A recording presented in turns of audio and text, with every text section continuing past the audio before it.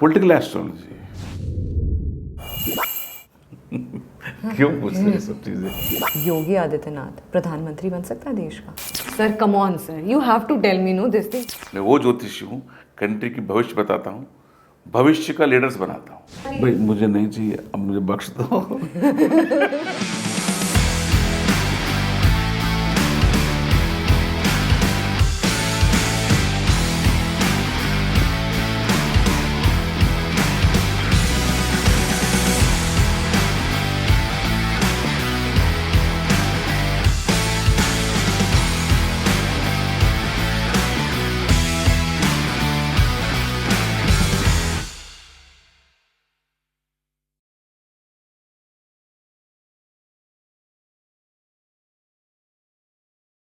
नमस्कार, इस चैनल में लगातार हम आपके सामने नेशंस एस्ट्रोलॉजी के बारे में कई सारी बातें लेकर प्रस्तुत होते हैं। आज भी हमारा जो सब्जेक्ट है वो बहुत अलग है। टॉपिक है हमारा same, Nations prophecy, Nations astrology के बारे में बात करेंगे, लेकिन इसके अंदर जो आज बात होगी इस सब्जेक्ट के अंदर वो बहुत डिफरेंट होगी। तो बिना टाइम वेस्ट किए आइए रुक करते हैं डॉक्टर राव का और समझते हैं कि आज का हमारा विषय क्या है। डॉक्टर राव, एक देश का हॉरोस्कोप क्या होता है? जैसा इंडिविजुअल का हॉरोस्कोप होता है, जैसा हम किसी एस्ट्रोलॉजर के पास पूछते हैं कि शादी की मैचिंग कैसे करते हैं, कितने बच्चे हैं, शादी कब होगा, मेरे हस्बैंड का ट्रांसफ़र कब होगा, मेरा प्रमोशन कब होगा, जैसा एक आदमी का चार्ट होता है वैसा ही देश का भी चार्ट होता है। देश के चार्ट में क्या क्या रहता है, कैसे कैसे देखते हैं, मैं आपको थोड़ा विश्लेषण रूप से बता सकता हूँ। जी। हमको लगता है कि हम इलेक्ट करते हैं, हम वोट करते हैं, फ्रीबीज करते हैं, कुछ बांटते हैं, सब वोट खरीद देते हैं, जीत जाएंगे ऐसे सोचते हैं। ऐसा नहीं होता है। देश ही अपनी लीडर को चुनता है और देश ही अपना हक, उसको चलाने का हक वरमाला पहनाती है। ये देश की हॉरोस्कोप में first house is about the ruler, मतलब प्रधानमंत्री जी। और आम जनता जी। के बीच में क्या संबंध है, वो फर्स्ट हाउस। जनप्रिय है, जनप्रिय नहीं है, वो फर्स्ट हाउस बताता है। दूसरा स्थान कंट्री के इमोशन है, कॉमन पब्लिक, वो फैमिली बोलते हैं हॉरोस्कोप में, यहाँ पे कॉमन पब्लिक है। तीसरा स्थान जो है वो communication system, transport system, railways, roadways, connection कैसा है, आदमी कम्यूट कैसे करता है, मीडिया, सेंटिमेंट, मीडिया मतलब fifth pillar of the constitution, भाव कैसा व्यक्त करता है, वो थर्ड हाउस रिफ्लेक्ट करता है।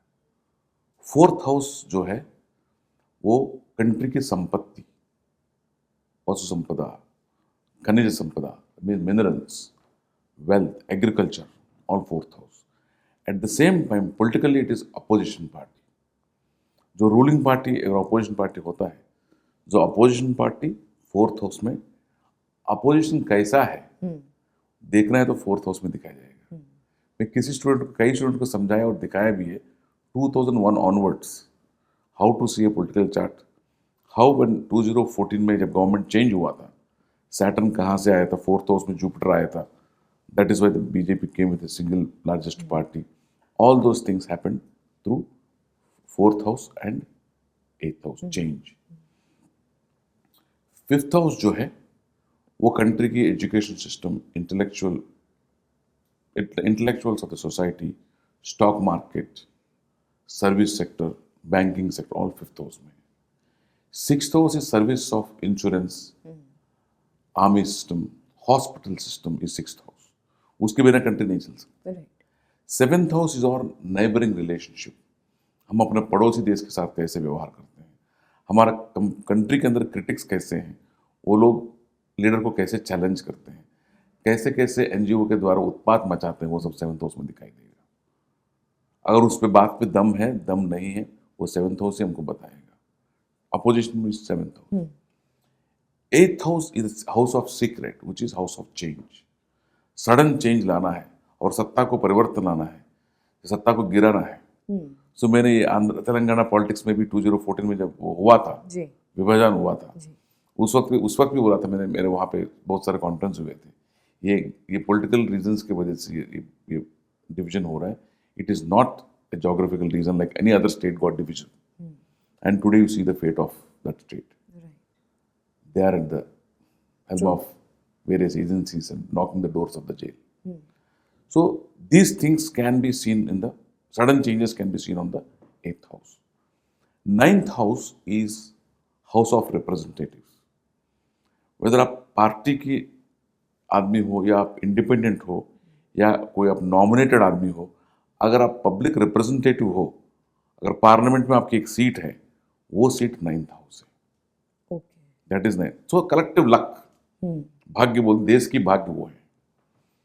10th house is the leader of that house who commonly elects them, whom we call it as prime minister. If it is a state government, it is a chief minister. Right. So that his position, his support that he enjoys from his own mates is what is 10th house. Or ruler's chair you can say, or confidence of the government he enjoys through the 10th house. उसको सत्ता बोलते हैं, horoscope में कर्म स्थान बोलते हैं. Astrologically it is called 10th house is the rulers chair. 11th house क्या है?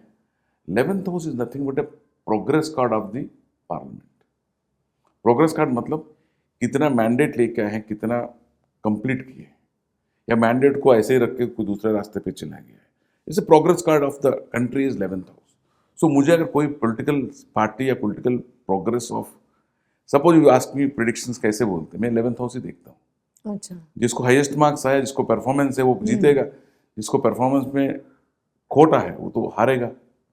खाली 11th हाउस से आप 11th हाउस डिसाइड इज कर प्रोग्रेस सकते कार्ड. हैं. Just like how you get a seat based on merit is the 11th house. फिलहाल अभी देखिएगा इंडिया का 11th 12th हाउस में सैटर्न की ट्रांसिट है. इंडिया के हॉरोस्कोप देखें तो कितने नियम चेंज हुए हैं, कितने कानून मॉडिफिकेशंस आए हैं, कितने टफ डिसीजंस कंट्री के लिए लास्ट 4 साल में लिए गए हैं. वो सब कानून बदलने के अवसर से ही हुआ है. अभी सैटर्न एक्वेरियस में है आज की तारीख में. जब 12th हाउस में आएगा विच इज मीन राशि, which happens to be India's first house. जो मैंने 11th प्रोग्रेस कार्ड बता दिया. जी. 12th is war and deaths and other accidents and calamities and government expenditure, defense expenditure is 12th house. अगर 12th हाउस किसी को भारी दिखता है, इसका मतलब वॉर एक्सपेंडिचर ज्यादा होने वाला है, इसका मतलब कंट्री में अस्त व्यस्त होने वाला है. सो 12th first house is again ruler का चेयर. जब सैटर्न वापस रूलर के चेयर में आता है, again he becomes a very strict person, very very strict होता है. उसके वजह से जो डिसीजंस लेते हैं, tough decision is never personal. किसी एक समुदाय को कष्ट हो सकता है, बट जन एक्सेप्टेंस होना चाहिए. Public acceptance should be wider. Public wider only नहीं, बेनिफिशियल भी उनको होना चाहिए. तब जाके वो कानून बनता है. शायद हम उस दशा में जा रहे हैं, इसलिए you able to see a political stability in this country for some time. And I hope the planet जब तक वो वापस जमिनी पे नहीं जाएगा, तब तक ये स्टेबिलिटी रहने वाला ही है. ये मेरा दावा नहीं है, ये ज्योतिष का आंसर है. और कब मैंने तो कोई और एस्ट्रोलॉजर बोल देगा, जी. Don't have to take my name, but it is not astrology. और कितना टाइम लगेगा जेमिनी में वापस जाने में? देखो, सिर्फ एक प्लैनेट घूम देने से नहीं होता. इट्स ऑल, ये सारे I can see combinations at least होते 25 to 30 years political stability I see. Doctor Rao, आपने बहुत ही इंटरेस्टिंगली मुझे समझा दिया 12 हाउसेस जो भी हैं, जो उनको हम फैक्टर्स मान सकते हैं कंट्री के हॉरोस्कोप में. प्रेजेंट गवर्नमेंट या प्रेजेंट सिनारियो कंट्री का देखते हुए इन 12 के 12 जो फैक्टर्स हैं उन पे हमारी कंट्री कैसा परफॉर्म कर रही है? सबसे पहला क्वेश्चन. वापस मोरन में मैं एक नागरिक भी हूँ, सार्वत्रिक जन. At the same time I am a political astrologer too. So when I see political astrology, I think India is going in a right direction in terms of its infrastructure, tax structure, happiness index of the public is very high. Yes, some people are not happy. That's going to be there always. Horoscope में कभी सभी लोग की happiness नहीं होती. सहमति नहीं होती. जी. Yes, what I can definitely say is we are going to have a political stability for quite some time from now. 20-25 years, which you have already predicted. तो Yes. इससे मेरा दूसरा सवाल आता है डॉक्टर राव कि अब चुनाव इलेक्शंस बिल्कुल सर पे हैं. Another I will say another 2 months हमको पता चल जाएगा कि किसका बोलबाला है। आपका प्रेडिक्शन क्या कहता है इस बार इलेक्शन के लिए? इस चुनाव रिजल्ट तो ऑलरेडी सभी को पता है, मुझे उसके लिए एस्ट्रोलॉजर की जरूरत नहीं है, सभी को ओपन प्रोग्रेस कार्ड है। सो बाकी सब लोग फेल सीटें हैं, बताइए आप। बाकी सब लोग फेल हैं, एक ही आदमी पास हो रहा है, वो उसका रिजल्ट सामने है, तो वो ही उत्तीर्ण होने वाले पास हो जाएंगे। वो तो मैं कोई- समझ गई। उसके लिए एस्ट्रोलॉजर की जरूरत नहीं है। 100 But- बात की एक बात आपने बोल दी। मैं इंटरेस्टिंग चीज बताता हूँ, एक हेल्दी डेमोक्रेसी के लिए हेल्दी अपोजिशन चाहिए। अपने को अभी रूलर कौन है वो चुनने की जरूरत नहीं है। आप देश को ये विनती है, आप सब सोच के सही अपोजिशन लीडर को बिठाइए ताकि देश सही चले, एक बैलेंस संतुलन से चले। वो अपोजिशन लीडर सही ना होने के कारण बहुत नुकसान होते हैं, क्योंकि बड़ा कॉम्प्रोमाइज होगा।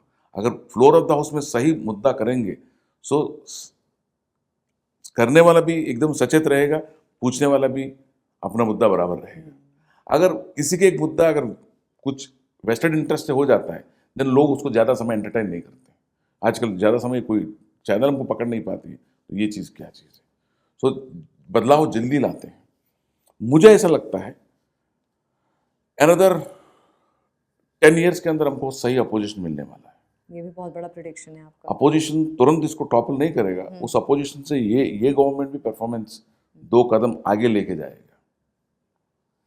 आप क्या है, हैप्पीनेस इंडेक्स हैप्पी हैं, सब कुछ ठीक चल रहा है, अब आगे क्या? बट लोगों को कहाँ तक ले जाए? Can we example okay America जैसा पूरा एडवांस्ड हो जाए, वहाँ पे अपने उनकी तकलीफ अपने तकलीफ है। जी। यूरोप देखो तो यूरोप में अभी सैचुरेशन तक पहुंच गया, यूरोप खंड खंड हो गया, वहाँ पे भी लोग इधर उधर देख रहे हैं, इकॉनमी नहीं चल रहा है ठीक से वहाँ पे। यूरो करके लेके आए थे, कॉमन इकॉनमी लेके आए थे, वो अस्त व्यस्त हो गया। अभी जो शिफ्ट जो पैराडाइम है, वो shift is on the eastern side, not on the western side. अभी इस इलेक्शन के तुरंत बाद में आएगा अमेरिकन इलेक्शन आएगा, वहाँ पे भी यही चल रहा है, डेमोक्रेट रिपब्लिक। कम से कम we are the largest democracy, they are the oldest democracy. वहाँ पे भी 2 पार्टी के बीच में एकदम बराबर चल रहा है, डेमोक्रेट्स वर्सेस रिपब्लिकन्स। मुझे लगता है वहाँ पे बदलाव आने वाला है, वहाँ पे रिपीट नहीं होने वाला है। अच्छा। बिकॉज वहाँ इजी टू से, बिकॉज वहाँ पे स्ट्रांग अपोजिशन है, जी।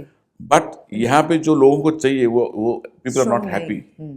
यहाँ ऐसा नहीं है, मुद्दे बहुत सारे हैं, बट अपोजिशन में पूछने वाला कोई नहीं है, कोई ढंग का आदमी खड़ा नहीं हो पा रहा है। One thing I tell you interestingly today, सबके माध्यम से बताता हूँ, हिंदुस्तान के हॉरोस्कोप के हिसाब से मैं पहले से देख रहा हूँ 1994 ऑनवर्ड्स, 4th फ्रंट के नाम सुना है।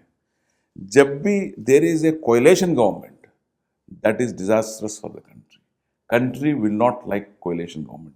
खास करके हिंदुस्तान के हॉरोस्कोप में कोएलिशन नहीं चलेगा।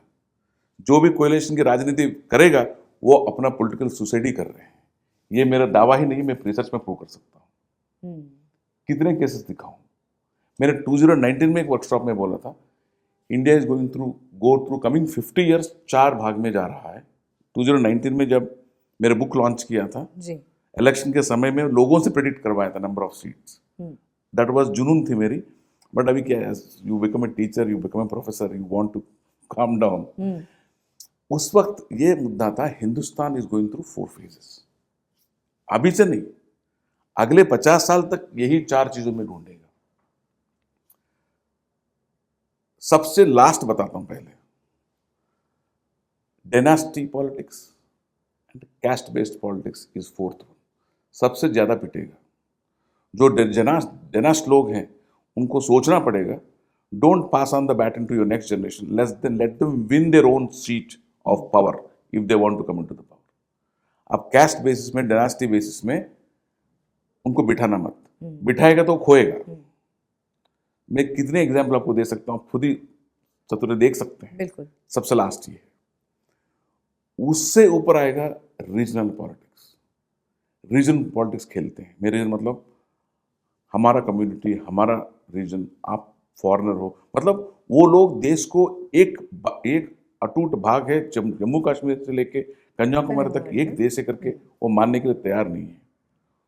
वो नॉर्थ साउथ की गेम खेलते हैं, ईस्ट वेस्ट की गेम खेलते हैं, कोई ना कोई डिविजिव पॉलिटिक्स खेलते हैं। वो लोग, उनकी ज़्यादा पिटाई होगी। They will not be able to sustain their political career is in danger, I would say it. Okay.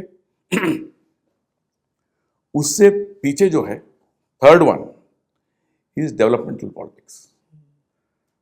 Public को जो पानी चाहिए, सड़क चाहिए, हेल्थ चाहिए, पैसे चाहिए, एजुकेशन चाहिए, वो दे दो, you are happy man. One nation one election और uniform civil code. One nation, one country is the need of the hour. One nation, one tax has already achieved. One nation, one election. One nation, one education is also on the cards. Right. जब education को और health को आप business नहीं बनाओगे, public की disperse में रखोगे, आपको कोई और करने की जरूरत नहीं है. Government has no role to play and rest all will go so smoothly. That is what I want to see. Doctor Rao, आपने जो ये आंसर बताया उसमें मेरे लिए और व्यूअर्स के लिए कई सारे टेक अवेज हैं, लेकिन मैं 3 फैक्टर्स पे बात करके आगे बढ़ूंगी. कि सबसे पहले आपने बोला जो स्टेबिलिटी है सरकार की वो लगभग 20 से 25 साल आपने प्रिडिक्ट की. स्ट्रॉन्ग ऑपोजिशन आपने बोला कि 10 साल बाद, 10 साल के अंदर अंदर एक या 10 साल तक एक स्ट्रॉन्ग ऑपोजिशन खड़ा हो सकता है. और तीसरी बात, कोalition सरकार का आप भारत के भविष्य में कोई फ्यूचर नहीं देखते हैं. ये मेरा पहला सवाल जो मेरे मन में आ रहा था कि इंडिया अलायंस का क्या भविष्य देखते हैं. इस तरीके से जो कोalition पार्टीज अलग अलग एजेंडा को लेकर के एक अम्ब्रेला में आई हैं, उनका क्या भविष्य है, वो तो आपने एक मेरा आंसर दे दिया. लेकिन दूसरी बात यह है, राहुल गांधी के भविष्य के बारे में क्या कहेंगे? जब से मैं पॉलिटिकल एस्ट्रोलॉजी की रोल अदा कर रहा था, I have privileged and honoured to read articles of the India की जो प्रधान एस्ट्रोलॉजर थे हुआ करते थे, प्रोफेसर बीवी रामन, जी. बेंगलुरु वेंकट रामन. जी. उनके फादर 1886 में भी मुंडेन एस्ट्रोलॉजी के बारे में, देश की एस्ट्रोलॉजी के बारे में लिखते थे. एंड ये सब आर्टिकल्स में पढ़ता था as a student of astrology since then there was one more दिग्गज उसी कैटेगरी के, KN Rao, who wrote books on Nehru and Nehru's era. There is a book on Nehru's era. So there were so many astrologers, methodology people used to follow, they used to advise. But every astrologer opens or discusses a horoscope of any loved neta one-on-one basis. अभी राहुल गांधी का subject जो हर घर का हो गया है, जी. कब बनेंगे, क्या कर रहे हैं, क्या नहीं कर रहे हैं, हमेशा चर्चा में रही. और भविष्य क्या होगा? भविष्य क्या होगा? As a astrologer, for any prediction to be given, you must have the country horoscope और इलेक्शन डे रिजल्ट चार्ट. जिस दिन इलेक्शन रिजल्ट डिक्लेयर होगा, उस पद के लिए 4, 5, 6 कंटेंडर हो सकते हैं. उस समय वो जो जगह है, वो किसको वरमाला पहनाएगा, वही हॉरोस्कोप पिक एस्ट्रोलॉजी बोला जाता है. इंडिविजुअल हॉरोस्कोप में पता नहीं चलता कि कौन प्राइम मिनिस्टर बनेगा. ऐसा नहीं लिखा होगा योग में तुम प्राइम मिनिस्टर बनोगे, तुम मिनिस्टर बनोगे, ऐसा कभी नहीं लिखा होगा. सो उसमें आंसर है कि कौन बनेगा. अभी ये कब बनेगा वो इसकी हॉरोस्कोप से पता नहीं चलेगा. इसकी पार्टी की जो हॉरोस्कोप है उसमें शायद पता चलेगा, इसकी पार्टी के इलेक्शन की वजह से. बट मेरा ऐसा सोच है मेरा, हर पार्टी, जो भी पॉलिटिकल पार्टी है जो एक्टिव है, वो सब लोग कुछ चुने मुने एस्ट्रोलॉजर्स को एक समुदाय बना के, उनको एडवाइजरी बना के, उसको रिसर्च करने के, उससे लाभ लेना चाहिए. क्योंकि ये पिटते जाएंगे, घिसते जाएंगे, उसको रास्ता नहीं पता होगा. They will be directionless. Money will be wasted, energy will be wasted, life will be wasted. आखिर आदमी को, जनता को रूल करने वालों को जनता के बारे में, अपने देश के बारे में समझना, ज़्यादा समझदारी रहना गलत क्या है उसमें. सो मैं सिर्फ प्रत्येक एक आदमी या एक पार्टी को नहीं बोलूँगा कि इनका भविष्य क्या है, क्योंकि अभी सभी को पता ही है कि किसका क्या सिचुएशन है. अगर मैं बोलूँगा तो अवहेलन होगा. सो मैं उसमें नहीं जाता हूँ.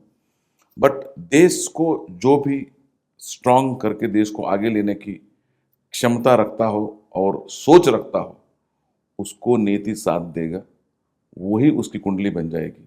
उस कुंडली से देश की तरक्की हो सकता है.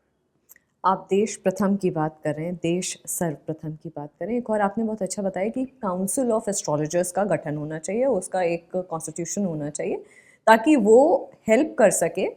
और जितना भी ये जो मिसलीनियस टाइम वेस्ट हो रहा है, या आपने बोला कि लोगों की पूरी पूरी ज़िंदगी बर्बाद हो रही है, कि मतलब कि पॉलिटिक्स में आए, कुछ कर नहीं पाए, पोटेंशियल क्या था, तो बहुत अच्छी बात है. लेकिन इससे मेरे मन में एक बात आ रही है कि आपने एक और बात बोली थी कि पहले राज ज्योतिषी हुआ करते थे, और ये बहुत पहले हमारे मतलब आपने कहा पूर्वजों के टाइम का है, और कई एविडेंसेस भी मिले हैं। ऐसे कहा गया है कि अलग अलग डायनेस्टीज में भी एक राज ज्योतिषी हुआ करता था। आपको लगता है कि राज ज्योतिषी जैसी एक पोजीशन सरकार में भी होनी चाहिए, और उस पोजीशन का नाम आपके अकॉर्डिंग, हाइपोथेटिकल बात करें, आपके अकॉर्डिंग उस पोजीशन का नाम क्या होना चाहिए, या फिर काउंसिल ऑफ मिनिस्टर्स में एक इम्पॉर्टेंट पोजीशन उस राज ज्योतिषी की होनी चाहिए?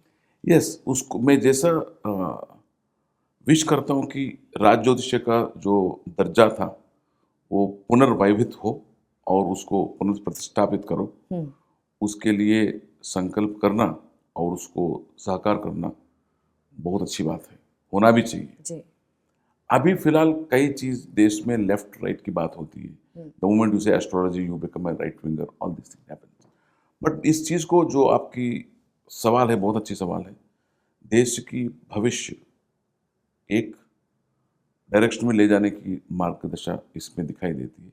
सो इसको मैं 3 पड़ाव में देखना चाहता हूँ। वन इज एकेडमिक, इंस्टीट्यूशनलाइज करो, लोगों को शिक्षित करने की क्षमता रखो, कोर्स रखो, उसको उसमें इनफ अनुभव दो, first level of this thing across the state, like any other course.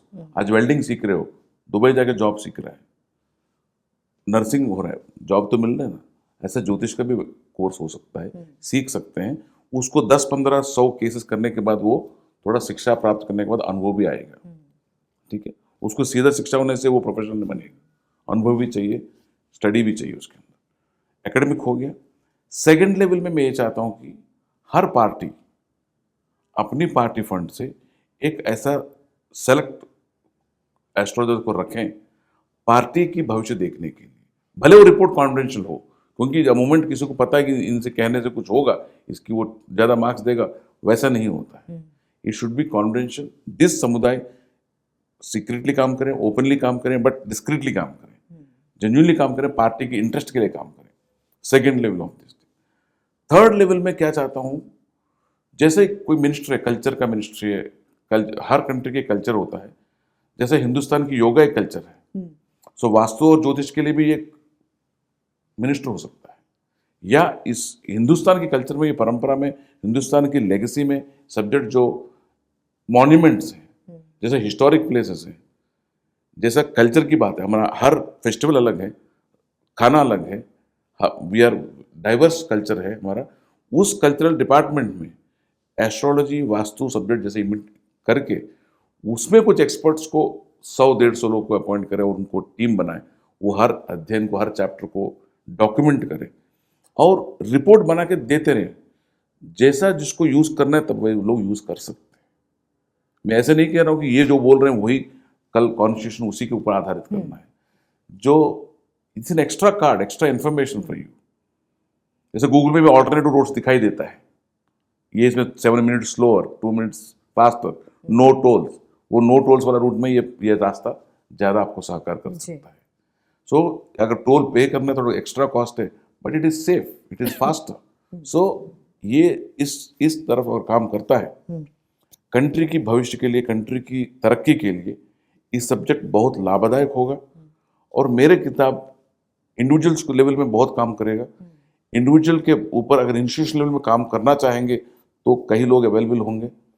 अगर ये राज ज्योतिषी की स्थिति अगर मेरे जीवन काल में किसी का हो जाता है, मैं अपने प्रयास को धन्य मानता हूँ। बहुत अच्छी बात कही डॉक्टर राव आपने। और कई विषयों को छूते हुए जो आप गए हैं, उनमें से जो मुझे विषय बहुत अपील किए हैं वो भी कई सारे विषय हैं। एक और बात जो मेरे मन में आ रही है, आपने बोला कि कल्चर मिनिस्ट्री, इसके साथ एक काउंसिल ऑफ ज्योतिषी काम कर सकते हैं, एस्ट्रोलॉजर्स काम कर सकते हैं। अर्बन डेवलपमेंट मिनिस्ट्री देश की लगातार बहुत सारी कंस्ट्रक्शन करा रही है, बहुत सारी चीज़ें करा रही है। आप वास्तु एक्सपर्ट भी हैं एस्ट्रोलॉजर के साथ साथ, और आपका एक्सपर्टीज़ है वास्तु भी। तो मैं ये भी जानना चाहूँगी कि अर्बन डेवलपमेंट मिनिस्ट्री को देश की एस्ट्रोलॉजी के साथ साथ वास्तु एक्सपर्ट्स के साथ, काउंसिल ऑफ वास्तु एक्सपर्ट या वास्तु टीम के साथ काम करने की कितनी ज़रूरत है? अब इस सब्जेक्ट के बारे में, इस प्रस्ताव के बारे में कितना बोल सकता हूँ, कितना नहीं बोल सकता हूँ, मुझे पता नहीं है। बट इसी डिपार्टमेंट की वजह से कई कंट्री के लिए नुकसान भी हुआ है, क्योंकि फॉर देम उस डिपार्टमेंट के लिए इंफ्रास्ट्रक्चर खड़ा करना, हाउसिंग रिक्वायरमेंट्स फुलफिल करना, एग्जीक्यूटिव्स के लिए घर लेना, वो इम्पोर्टेंट नहीं है। Most powerful people stay in most dangerous place. अगर कोई देश हो, हमारा नंबर 1 में आएगा। अच्छा। यस, आप देख लीजिएगा, मैं ज़्यादा डिटेल में नहीं जाऊंगा, मैं अनुभव से बोल रहा हूँ। या मोस्ट पावरफुल पीपल अगर वास्तु के हिसाब से पिट रहे हैं, वो हिंदुस्तान में है। पुलिस डिपार्टमेंट बोलो, जुडिशरी बोलो, एनी टॉप गवर्नमेंट ऑफिसर्स बोलो, जितना ज़्यादा सीनियरिटी है उनकी खराब घर में रहते हैं। घर उनकी चॉइस में नहीं है, घर बनाया किसी और ने।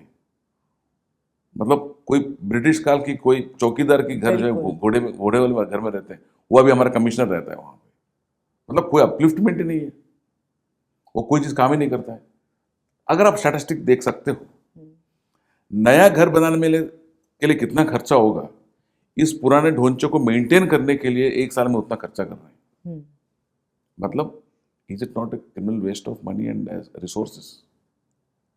बट ये सोच वर्कलोड कहाँ से होना चाहिए? ये बॉटम टू टॉप जाना चाहिए, टॉप टू बॉटम आना चाहिए। कुछ लोग इसको आज भी वास्तुशास्त्र और एस्ट्रोलॉजी को रिलीजन से जोड़ा गया है। मुझे आश्चर्य लगता है। जब ये सब्जेक्ट्स आए थे, मानव जीवन में ना कोई कैस्ट था, ना कोई कम्युनिटी था, ना कोई एक संप्रदाय की चर्चा नहीं हुई। ये मानव कल्याण, जन कल्याण के लिए आविर्भाव है। आज इस सब्जेक्ट को पूरा दुनिया में 50 कंट्री के ऊपर मैं कंसल्टेंसी दे रहा हूँ, irrespective of caste, creed and religion. So ये लोक कल्याण के लिए तो क्यों नहीं, अब नहीं तो कब? ये चीज़ बड़ी मुद्दा डिबेट होना चाहिए। एक बार उस डिपार्टमेंट को बिठा के कुछ लोगों के साथ उनका भी सुनना चाहिए, उनका कंपल्शन क्या, उनका कंपल्शन क्यों नहीं है। सो दूसरा चीज़, वही अर्बन डेवलपमेंट कई फ्री घर बना के लोगों को देना चाहता है, बिकॉज हर आदमी की इच्छा है कि अपना घर हो। आप सरकार डिसाइड करेगी 100 स्क्वायर फीट देना है, 300 स्क्वायर फीट देना है, वास्तु के साथ देने में कोई दिक्कत नहीं, उतना ही मटेरियल होगा, उतना ही खर्चा होगा, एडिशनल खर्चा नहीं होने वाला है। बट एक संकल्प होना चाहिए, वो संकल्प डिजाइन स्टेज में इनकॉर्पोरेट होना चाहिए। आज ट्राइब्स को भी तुम घर फ्री में दे दो, अगर वो नेचर की विरुद्ध में होगा, वो लोग जाएंगे नहीं उस घर में। भले वो लोग पढ़े लिखे नहीं है, जो एजेंसी एरिया में रहते हैं, उनको नेचर के साथ रहने का आदत है। ये वास्तुशास्त्र भी नेचर के साथ वाला ही सब्जेक्ट है, बट थोड़ा साइंटिफिक रूप में, डिपार्टमेंट के रूप में विभाजित करके उसको पढ़ाया जाता है। सो ये बहुत आवश्यकता है। शायद बहुत जल्दी उस डायरेक्शन में भी काम चालू होगा। क्योंकि वास्तु और एस्ट्रोलॉजी की एक साथ बात हो रही है, एक और इसी सब्जेक्ट से रिलेटेड मैं सवाल ले लूँगी आपके साथ कि तेलंगाना में अभी वास्तु और एस्ट्रोलॉजी को लेकर के जो भी चीज़ें हैं, आपका क्या टेक है इस पर? मैं सौभाग्य से आंध्र प्रदेश को बिलोंग करता हूँ। मैं गुजरात में स्थिर हूँ पिछले 30 वर्ष से। मैं बहुत क्लोजली फॉलो करता हूँ, क्योंकि मेरे कोलीग्स, मेरे गुरुजी वगैरह वहीं से आए थे। आंध्रा और Telangana are epicentres of vastu in the modern time. वहाँ से कई लोग निकले, वही लोग की आवाज़ से पूरा दुनिया वास्तु का फैलाव हुआ है। वहाँ पे गली गली में वास्तु वाले आपको मिलेंगे, ऐसा हुआ है। बट वो लोग इतने गलतियाँ कर चुके थे पुराने सेक्रेटेरिएट को लेके, पुराने जब राजशेखर रेड्डी थे उस वक्त का जो कैंप ऑफिस थे, वो सब वास्तव में बहुत चर्चा हुए थे, बहुत सारे लोग आगे पीछे बात किए थे। मुझे जो सलाह पूछा गया था, मैं लिख के भी दिया था उस समय जो भी हुआ था। बट पिछले कुछ सालों में वो लोग जितना अंदर चले गए थे, beyond scientific reason they went into this vastu and astrology. उसके वजह से वहाँ पे अस्थिरता ज़्यादा हुई है। शायद किसी ने उसको वेस्टर्न इंटरेस्ट में बना दिया होगा, अदरवाइज वास्तु और एस्ट्रोलॉजी फॉलो करने वाले की इतनी दयनीय स्थिति इतना नहीं आ सकती है। मैंने ज़िंदगी में नहीं देखा है। मैंने भी कई लोगों को मदद किया, कई स्टेटों को, कई सुप्रीम्स को हेल्प किया है अक्रॉस द ग्लोब। मैंने कभी भी इतने ऊपर नीचे उतार चढ़ाव मैंने नहीं देखा है। अभी मैंने कल परसों कुछ आर्टिकल्स पढ़े हैं न्यूज़पेपर में, वैसे वैसे गलतियां थी, वैसे वैसे वो लोग चेंज कर रहे थे। बट एक बात आपको समझाता हूँ, भले आपके पास कितने भी पैसे हो, जितना भी ताकत है, जितना भी लोकप्रिय हो, आप प्रकृति के विरुद्ध में जा नहीं सकते हो। प्रकृति मतलब उसको प्रणाम करके सरेंडर होना ही है। वो आज नहीं मारेगा तो कल मारेगा, उसके विपरीत, उसके विरुद्ध में जाएगा तो वो पनिशमेंट देगा ही। ऐसा वो कोई भी पूरा पलट जाता है और दूसरा नैरेटिव चालू होगा, दूसरा तरफ से सब कुछ वापस रीबिल्ड करता है। बट मेरा कहना ये है कि शायद वहाँ पे लोग बहुत जल्दी रियलाइज कर देंगे। मैं अभी आर्टिकल से पढ़ रहा हूँ, मुझे लोग दिखाते हैं ऐसे ऐसा है, बट हम बोल नहीं सकते कि क्योंकि वो जो भी जब भी सरकार के बारे में बात करना है, कोई बिल्डिंग के बारे में बात करना है, सब official secrets, there are so many secrets in it. So मैं ऐसा एकेडमिक इंटरेस्ट के लिए छोड़ देता हूँ। जी। जब भी कोई भी देश को, कोई भी राजा या चीफ मिनिस्टर या प्राइम मिनिस्टर को अगर सरल काम करना हो, ये एडवाइस थोड़ा डिस्क्रीटली अलग से लेना चाहिए, लेके उसको फॉलो करना चाहिए, क्योंकि वो ले रहा है तो उसको खुद की बेनिफिट के लिए नहीं, वो जन कल्याण के लिए ले रहा है, तब वो साथ दे देगा। अगर वो बोले मुझे ये बन जाना चाहिए, ये नहीं छोड़ना चाहिए, तब शायद वो काम नहीं करेगा। बट अगर वो जन कल्याण के लिए सोचेगा, ये सब्जेक्ट बहुत लंबा तक ब्लेसिंग्स दे सकता है, आशीर्वाद मिल सकता है इसके साथ। फिलहाल ये कॉन्वर्सेशन हमारी जारी रहेगी, और भी सब्जेक्ट्स पे और भी विषयों पे बात करेंगे हम, लेकिन आप कहीं मत जाइएगा, हमारे अगले एपिसोड का वेट करिए। टिल देन, मी स्मृति रस्तोगी साइनिंग ऑफ।